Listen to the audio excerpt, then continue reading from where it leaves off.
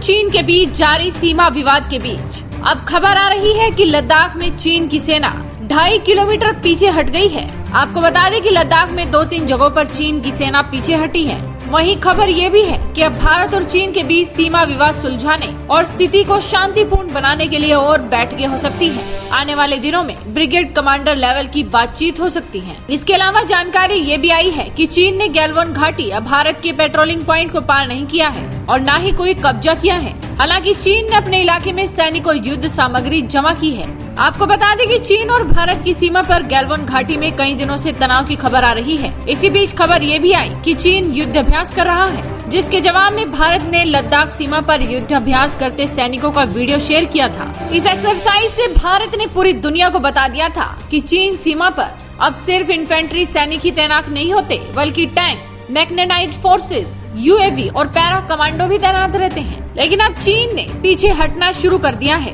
हालांकि अभी ये साफ नहीं है कि क्या चीन की सेना पूरी तरह से एलएसी से पीछे हट रही है या फिर नहीं। माना जा रहा है कि अभी जिन स्थलों पर चीन की घुसपैठ को लेकर भारत ने आपत्ति जताई है, उसने उन्हीं से पीछे हटना शुरू किया है। आने वाले दिनों में दोनों पक्षों के बीच होने वाली बातचीत से आगे की रणनीति का खुलासा होगा। जानकारों का मानना है कि चीन की रणनीति गलवान घाटी में सितंबर-अक्टूबर तक डटे रहने की हो सकती है। दोनों देश बातचीत से आपसी विवाद निपटाएंगे। चीनी विदेश मंत्रालय के प्रवक्ता ने जोर देकर कहा था कि चीन और भारत अपने अपने देशों के समझौतों के आधार पर महत्वपूर्ण आम सहमति को लागू करने पर सहमत हुए हैं। दोनों देश आपसी मतभेदों को विवाद में बदलने के पक्षधर नहीं है। भारत और चीन सीमावर्ती क्षेत्रों में शांति बनाए रखने के लिए एक साथ काम करते हैं, ताकि द्विपक्षीय संबंधों के स्थिर विकास के लिए अनुकूल माहौल बनाया जा सके। हुआ ने ये भी कहा कि सीमा क्षेत्रों में पूरी स्थिति पर गौर करे तो ये आमतौर पर स्थिर और नियंत्रण में है। चीन और भारत के बीच बातचीत और परामर्श के माध्यम से ऐसे मुद्दों को ठीक से हल करने की क्षमता और इच्छा शक्ति है। लेकिन चीन के मुखपत्र ग्लोबल टाइम्स ने बड़ा दावा करते हुए कहा था कि चीनी सेना ने कुछ ही घंटों में हजारों सैनिक और आर्म्ड गाड़ियों को हुबई प्रांत से भारत चीन सीमा पर तैनात करने की तैयारी की है